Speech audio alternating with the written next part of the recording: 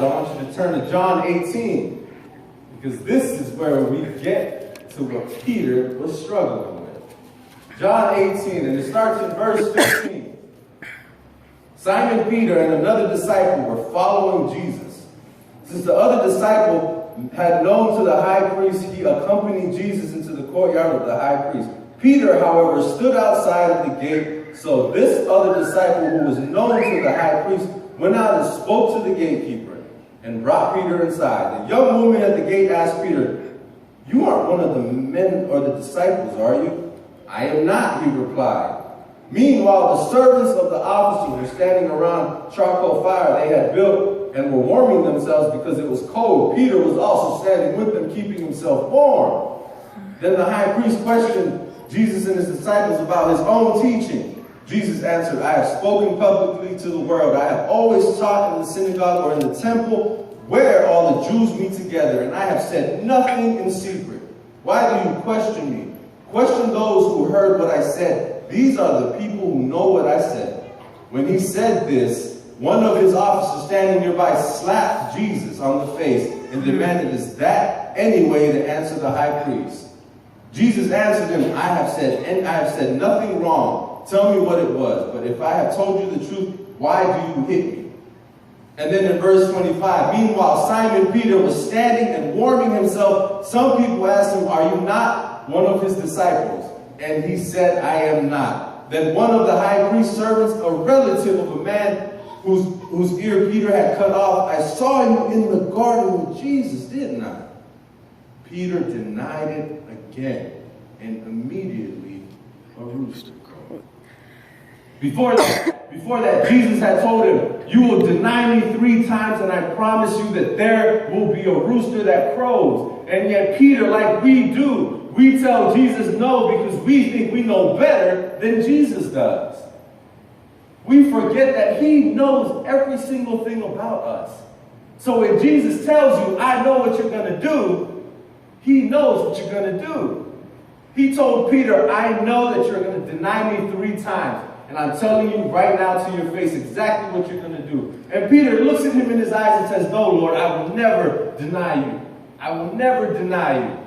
But yet how many times have we as people denied Jesus to our friends, to people that we don't know every single day? How many times have you not stood for Christ? How many times have you not said a word about the praises and the blessings that he gives you? Is it because it's not cool to follow Jesus? Is it because today's world, it's cooler to get likes than it is to get blessings?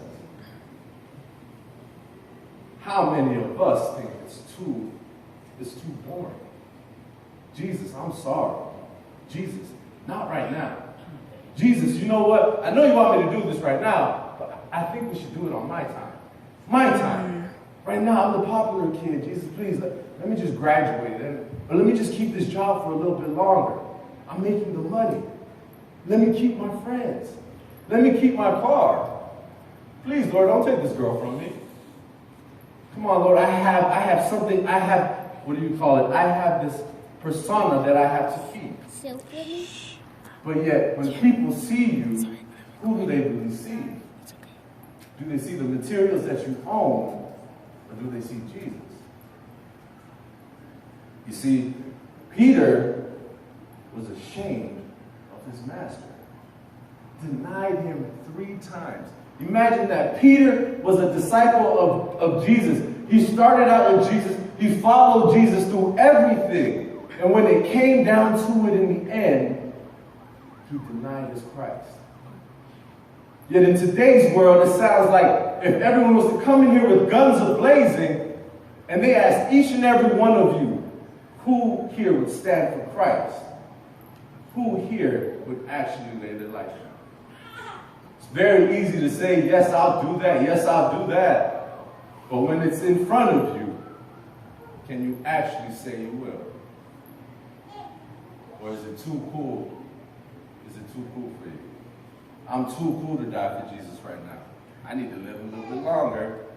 I'm too cool, Lord. Give me a little bit more time on this earth. Lord, I'm too cool right now, Lord. I just don't want anything to affect me right now. My life is going great. God, please. Not now. I promise you when I get older and I can't have any more friends when I'm in my 50s, because that's usually when we start to get spiritually right? The older we get, right? Because we want to have fun. We want to enjoy what the world has to offer. And then once you start walking slowly and your back starts to bend, you start to try to look up to Jesus and be like, Lord, I think it's about time that we have that talk. I think it's about time because I don't think I'm cool enough to hang out with those people. So I think I'm cool enough now to hang out with you, Lord. I think it's okay now, Lord, because I think I've already spent all my time with this world. And so now, Father God, I am ready because I no longer think it's cool enough to be with them.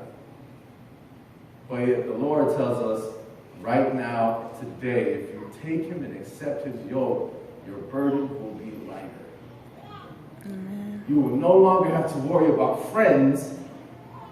You will no longer have to worry about the people that dictate your life. You see, I used to be that person. My friends used to run my life. And it was so crazy because my friends would literally talk me into doing things because I thought it was cool. And then by the end of it, I'm the one running it. And I'm turning around and I'm looking at them like, okay, we're in trouble. And they're looking at me like, yep, he's the one that he led it. And it happened over and over again to me. And yet all I could think about, oh, it's just my friends. It's all good. That's how we play all the time. After a while, you start realizing, like, man, why is it just me who seems to get picked on a lot? Man, I'm not too cool for this. Obviously not. And it's amazing how when I started to realize that going to church, reading his word was actually really cool, Jesus started to work on me. He started to take friends away from me.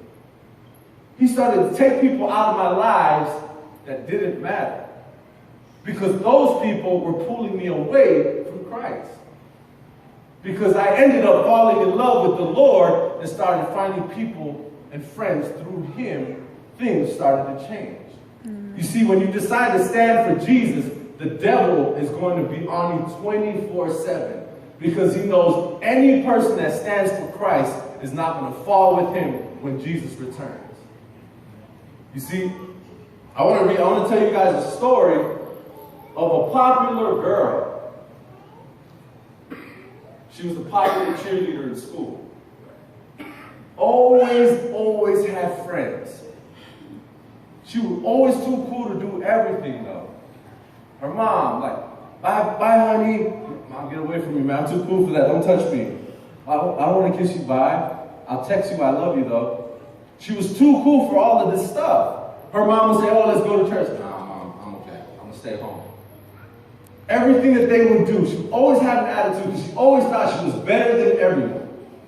It's crazy how sometimes we tend to think we're better than the other person, right? But yet we just as worse as they are. They sin just like we do. You think because I'm a pastor and I stand up here and preach that I'm not a sinner? I can stand here right now and tell you I'm a sinner still. But that's why his grace is amazing. Amen.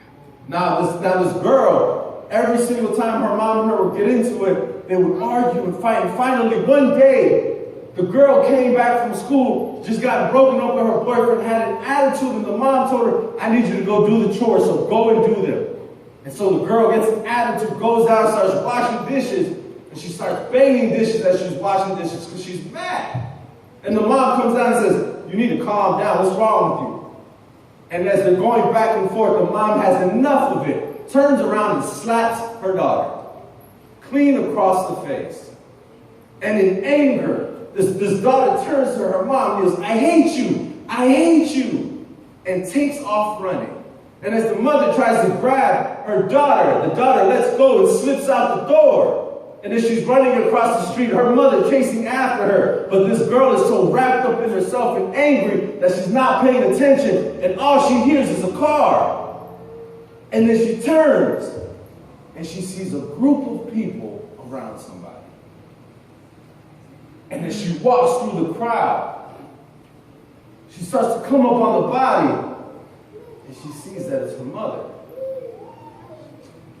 Her mother had chased after her and got hit by a car. And the last thing that girl remembered was telling her mom that she hates her. How many times have we practically told Jesus that we hate him, but yet Jesus continues to chase after us? Jesus chases after us no matter what. Even when we think we're too cool for church, Jesus is right behind us saying, son, it's not. Come with me. I promise you it's cool enough to be with me. And I promise you I got everything. Jesus, but I hate you. That's fine, son. Follow me. I'm still here for you. Jesus, I'm a sinner. That's fine. I'm the one reason why you can be saved. Jesus, I just don't think I'm cool enough. I promise you, my son, I don't need anything from you but faith and commitment. And with me, you'll be cool in heaven.